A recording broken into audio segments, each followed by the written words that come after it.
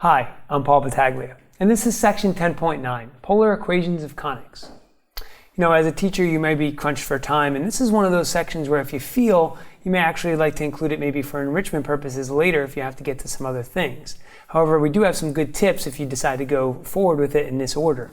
I'm joined by Gabe and Brittany, and I guess, Brittany, a good place to start is we might want to tell teachers how there's some connections to some other things that we've seen earlier. So in this section, we're going to define a conic by eccentricity. And the students already know about eccentricity from 10.3 when we were talking about ellipses. And so now we're just adding the parabolas and hyperbolas to this. So eccentricity for an ellipse was in between 0 and 1. For the parabolas, eccentricity is equal to 1.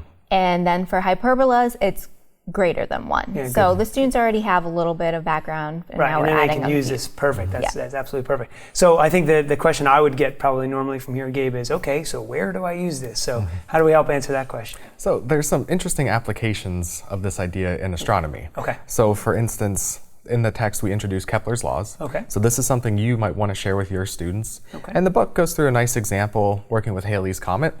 So you can either do this as an example for your students or work through it, or have your students work through it as maybe a small project.